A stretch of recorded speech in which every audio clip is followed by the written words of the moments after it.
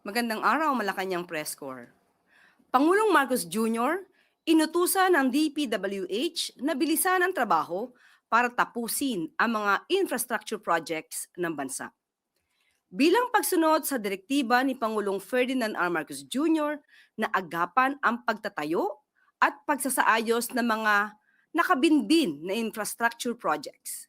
Double time ang trabaho ng DPWH sa pamumuno ni Secretary Vince Dizon sa iba't ibang lugar sa bansa. Malapit nang matapos ang temporary passageway o bridge connector na pansamantalang papalit sa nasirang Kabagan Santa Maria Bridge sa Isabela. Ayon sa ahensya, 89% complete na ang konstruksyon ng proyekto at target itong buksan sa Marso para sa light vehicles.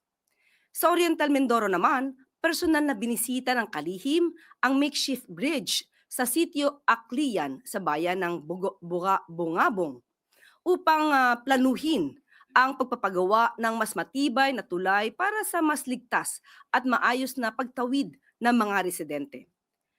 Sa kabilang dako ay nagbigay ulat din ang DPWH kay Pangulong Marcos Jr. tungkol sa sitwasyon ng mga major infrastructure projects sa bansa. Kabilang sa ulat ang mga sumusunod na proyekto. Ang Bukidnon Davao Road na kumpleto na ang repair works noong Enero matapos itong masira noong Oktubre ng nakaraang taon. Nariyan din ang sinkhole sa Cannon Road na natapos ang pagkukumpuni nitong Pebrero. Ang apalit section ng MacArthur Highway, buhang flyover sa Haro Iloilo, Maharlika Highway sections sa Gumaca, Quezon, Samar at Ginubat Albay na patuloy na inaayos. At ang EDSA Rehabilitation Phase 1 na nasa 49.4% completed na at inaasang matatapos sa Hunyo ngayong taon. Puspusan ang trabaho ng pamahalaan upang tapusin sa lalo madaling panahon ang mga infrastructure projects ng bansa. Dahil para sa Pangulo, kung mabilis at maayos ang trabaho, mas mabilis din mararamdaman ng tao ang ginhawa ng mga pampublikong proyekto. Malamang bakal na gagawin natin para permanente na. Tapos kahit pa paano, talagang magapad na, kayang tao, kaya pati motor.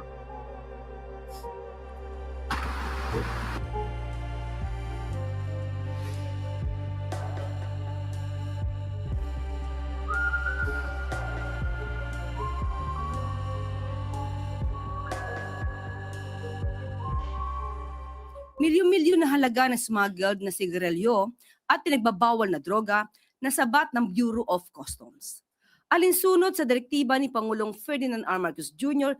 na higpitan ang pagbabantay sa ating mga paliparan at pantalan at pigilan ang pagpasok ng iligal na droga. Naharang ng Bureau of Customs sa pamumuno ni Commissioner Ariel Nepomuceno ang libo-libong master cases ng smuggled na sigarilyo at ilang vape items sa Cagayan de Oro Port. Ang mga nasabing kontrabando ay may kabuong halaga na aabot sa 188 million pesos. Agad namang winasak ang mga nakumpiskang kagamitan na naaayon sa patakaran ng kagawaran. Sa ibang operasyon naman, naharang din ng Customs, PIDEA at NAIA Task Group ang dalawang kahina-hinalang bagahe na naglalaman pala ng illegal na droga. Ang dalawang inabandonang bagahe ay nadiskubre ng mga otoridad sa ikinasang joint operation sa isang warehouse sa NAIA Complex sa Pasay City. Ayon sa estima, aabot sa halos 23 million pesos ang halaga ng nakumpiskang kontrabando na may bigat na lampas 3 kilo. Nasa kustodiya na ng PIDEA ang nakumpiskang droga para sa mas masusing investigasyon at sistematikong pagwasak nito. Patuloy na nakatutok ang mga ahensya ng pamahalaan gaya ng BOC upang pigilan ang pagpasok ng mga iligal na produkto at mga kontrabando sa bansa. Ang mga hakbang na ito ay tungo sa isang mas ligtas na bagong Pilipinas.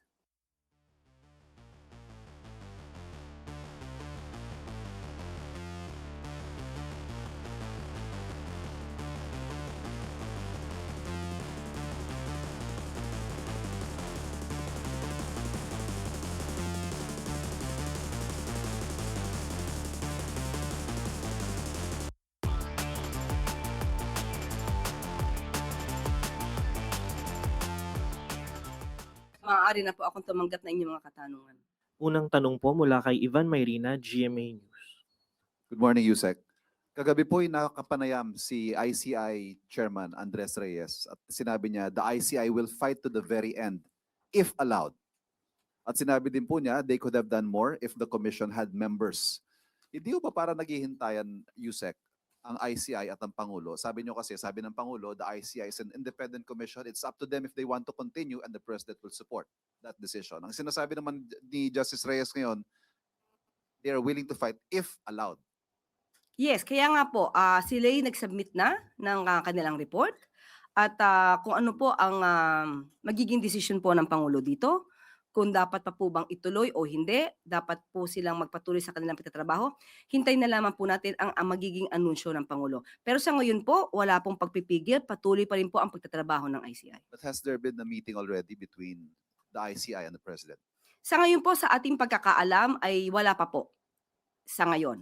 At ang report po na to ay nabasa na po at pinag-aaralan mabuti kung ano po ang susunod na hakbang. Sa tingin ba ng Pangulo, Yusek, the ICI has already accomplished its mission as envisioned when the President issued EO 94?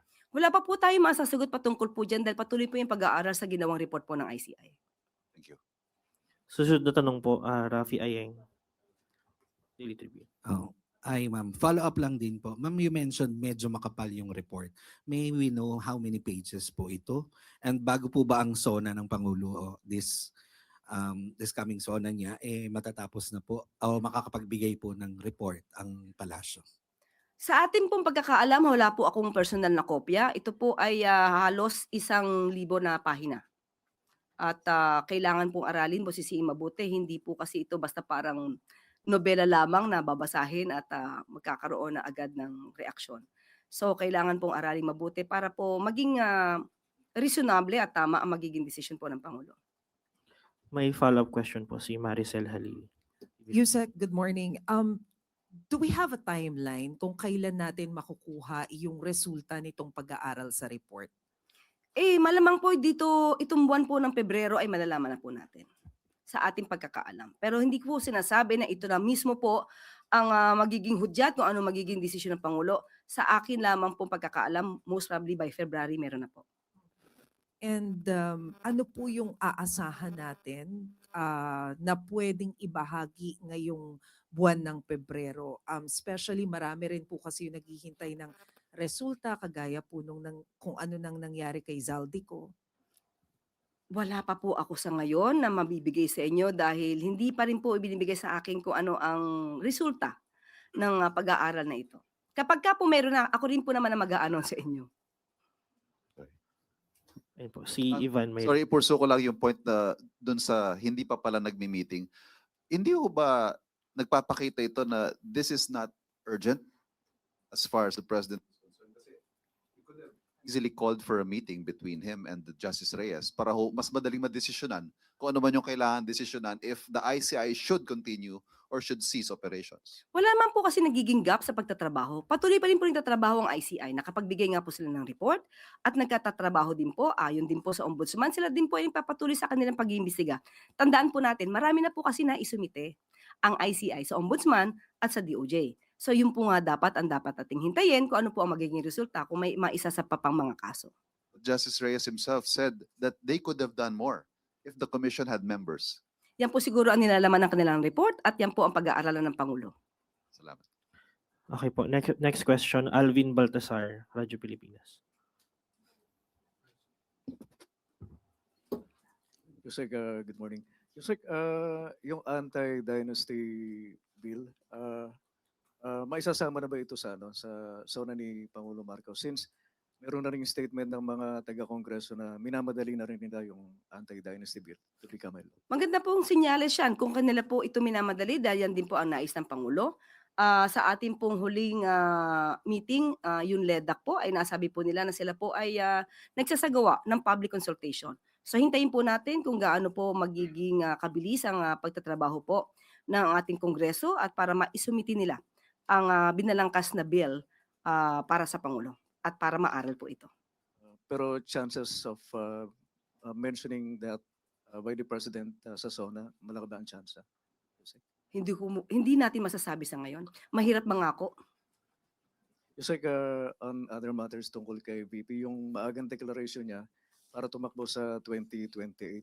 Does the palace see this as a moment of truth para malaman kung sino yung mananatiling kaalyado ng Vice Presidente, and sa kabilang banda, malalaman din naman natin yung mga hindi bibitiw sa administrasyon? Ang ganyan pong pananaw, hindi po ito ang pananaw ng palasyo. Irrelevant po ang pagdedeklara ng Vice Presidente na siya'y tatakbo bilang Pangulo. Bakit irrelevant? Hindi po yan ang nakikita ng Pangulo sa ngayon dahil hindi po kinakailangan magwatak-watak ang Pilipino. Ang mga kababayan na po natin, lalong-lalo na po yung mga leaders at mga public servants, hindi po dapat nagkakampihan sa ngayon.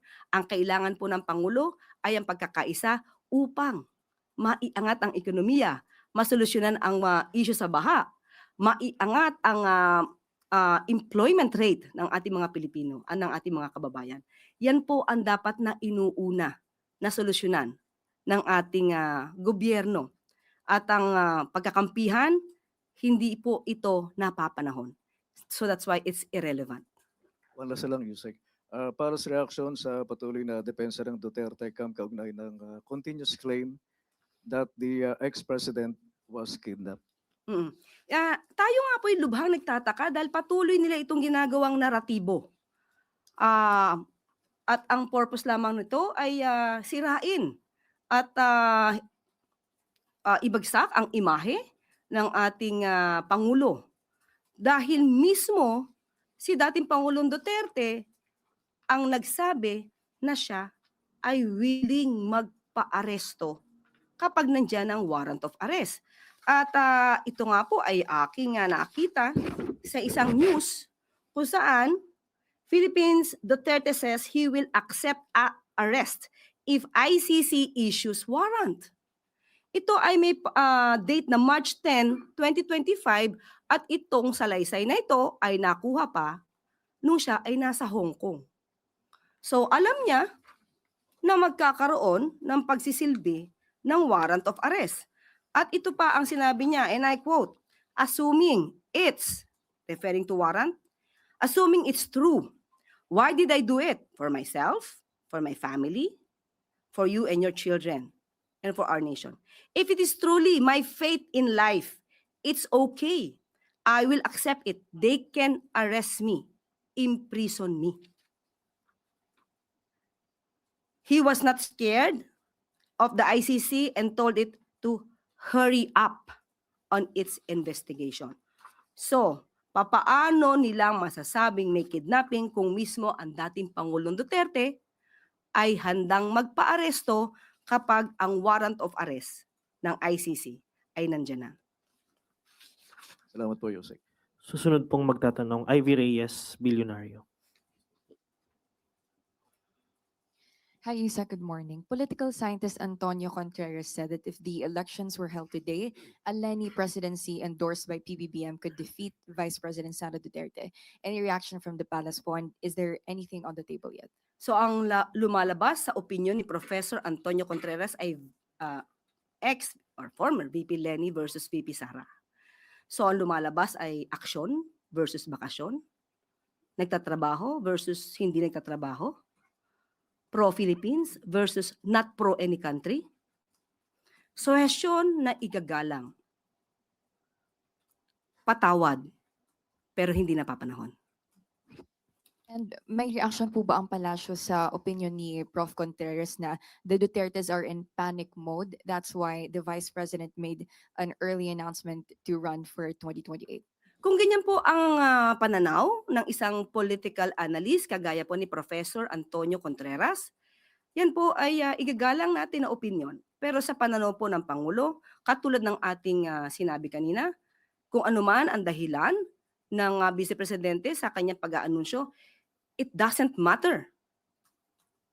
It doesn't matter at all sa ngayon. Dahil hindi po yan ang focus ng Pangulo. Ang focus ng Pangulo, magtrabaho. hindi para mangampanya at i-promote lamang ang sarili para sa susunod na eleksyon. Susunod pong magtatanong, Heidi Sampang, FEBC. Good morning, Yusek. Other matters lang po. May movement na naman po sa presyo ng mga produktong petrolyo, possibly next week. Kung sakali po, pang 8th straight week na po ito ng oil price hike, ano po ang posisyon ng palasyo sa mga petition po ngayon para sa fare hikes ng mga drivers at operators na inaaral din po ngayon ng LTFRB? May bago po bang directive ang ating Pangulo hinggil po dito? Opo, nakausap din po mismo natin ang pamunuan po ng LTFRB, si Chairman at Attorney Vigor Mendoza, pati po si DOTR Secretary Banoy Lopez. Sa ngayon po ay may hearing na nagaganap, pinag-aaralan mabuti kung magkakaroon ng fare hike. At ayon naman din po sa LTFRB, patungkol po sa hinihiling ng mga jeepney operators and drivers, mukhang hindi pa po napapanahon, premature, dahil po meron pong provisional fare increase sa halagang 1 peso at ayon sa kanilang computation, itong provisional grant na ito na fare hike na 1 peso ay nako-cover pa po ang fuel cost para sa jeepneys. At ayon din po sa sinabi ni Chair Mendoza, ang hiling naman din po ng mga jeep operators at ng jeepney drivers ay hindi particular sa fare hike, kundi para labanan yung kolorum. At katulad ng ating in-report kahapon, nilalabanan po, especially ang proyekto po ng LTO ni ASEC Lacanilaw, nakakahuli po sila ng mga kolorum. At pero ang priority po ngayon ng LTFRB kung magkakaroon po ng fare hike ay ang mga buses, dahil wala po silang temporary fare hike. So yun po, ang priority po nila ay ang pag-uusap tungkol sa pag-increase ng pamasahe sa mga bus. Quick follow-up lang po, Yusek. Kung wala pong fare hike para po sa jeepney, meron po bang kino-consider na subsidy or alternative assistance po para po sa kanilang hanay? Actually, kahit po sabihin natin na premature, ayon po kay Attorney Vigor Mendoza, pinag-aaralan pa rin po ang maaaring maibigay na tulong sa mga jeepney operators and drivers. Ayon po yan kay Attorney Vigor Mendoza. Huling magtatanong po, Ann Soberano, Bombo Radio. Yusek, good morning. Other topic lang po ito. Reaction po ng palasyo sa pinalalakas na cyber defense partnership ng Pilipinas at Canada. At ano ang kahalagahan nito sa kasalukuyang security landscape at paano po makakatulong ang regular na exchange ng cyber threat information sa pagpapalakas ng national cybersecurity posture po ng ating bansa? Yes, ayon din po sa kautusan ng Pangulo, kailangan po talaga nating labanan itong mga cyber attacks na ito. At dahil po dito, ang sabi po ni ASEC Arsenio Andolong, ang pagkakaroon po ng cyber defense partnership with Canada and Japan ay para po paigtingin yung kolaborasyon ng bansa sa ating bansa mismo, ang ibang bansa sa ating bansa. At lalo na po ang Canada po, ang bansang Canada po ay may extensive na kaalaman, mas malalim na kaalaman patungkol po sa cyber defense mechanisms or measures. At plano po ito na gawing taon-taon na po.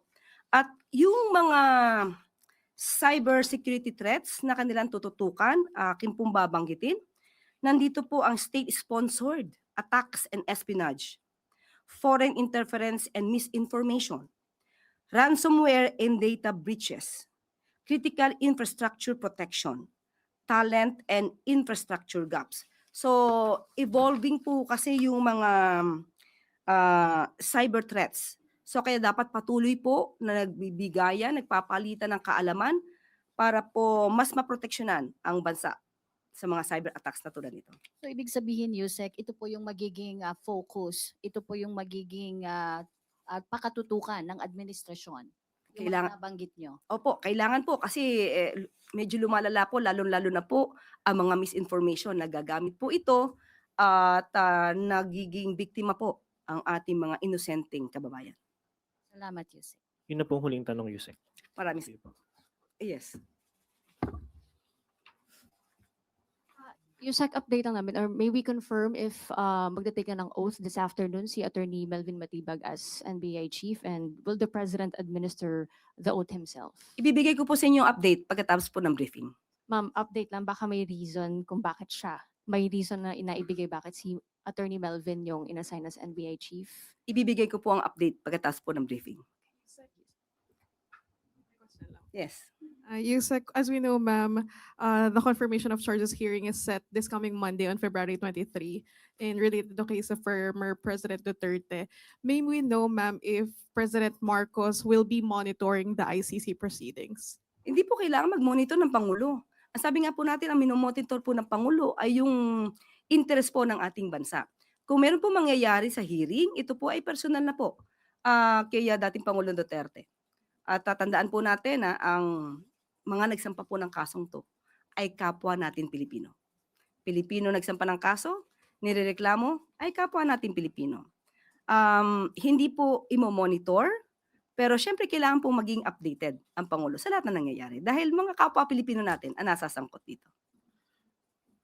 Yes. Dagdag ko po sa tanong, merong mga ginagawang fundraising ngayon para sa mga complainants na hindi makakapunta doon sa the Netherlands considering na hindi nila kaya yung pamasahe. Will the government assist them? Sa ngayon po, ang huli kong pagkakaalam, hindi po ako updated sa ngayon. Pero ang huli ko pong pagkakaalam, according to DOJ, dahil po Pilipino po ang complainants sa nasabing kaso, sila po ay poproteksyonan at tutulungan. Up to the what extent, bibigyan ko po kayo ng update at tatanungin ko po ang pinakahuli na maaari nating ibigay na impormasyon patungkol dyan. Yun na po huling tanong, Yusek. Maraming salamat. At bago tayo magtapos, pambansang pabahay nasa UP Los Baños na. Expanded pambansang pabahay program ni Pangulong Ferdinand R. Marcos Jr. tinuldukan ang mahigit 4 na dekada na kawalan ng housing project sa loob ng University of the Philippines, Los Baños. Panahon pa ni dating Pangulong Ferdinand E. Marcos Sr. noong 1980s ang huling housing project sa UP Los Baños na pinakikinabangan ng mga faculty members ng paaralan. Noong Huwebes, inilunsad ni Department of Human Settlements and Urban Development Secretary Jose Ramon Aliling at UP Los Baños Chancellor Jose Camacho Jr. ang expanded 4PH UP LB Rental Housing Project. Ang naturang proyekto ay ikalimang rental housing program sa ilalim ng expanded 4PH kung saan mayroon 2 5-story building ang itatayo sa Pasiano Rizal Bay, Laguna. Matatagpuan ito sa harap ng UP Rural High School campus kung saan inaasang makikinabang ang aabot sa 800 low-income employees sa UP Los Baños at informal settlers. Ayon kay Secretary Aliling, ang pagbubukas ng housing project sa UP Los Baños ay bahagi ng tuloy-tuloy na pagpapalawig at pagpapabilis ng expanded 4PH program ni Pangulong Marcos Jr. Dagdag pa ng kalihim, ang rental housing ay isa sa mga modality na pinakilala sa ilalim ng 4PH program kung saan ang pilot project ay sinimulan sa UP Diliman.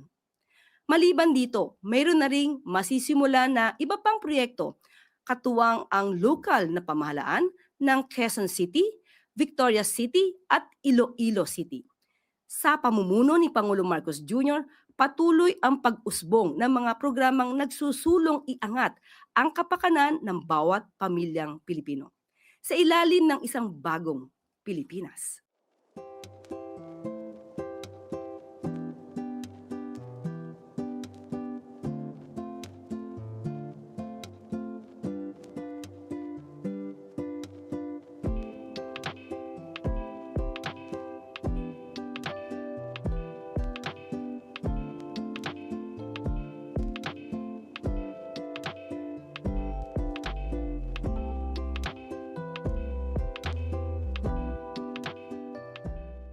At dito na po rin tatapos ang ating press briefing. Magandang araw para sa bagong Pilipinas.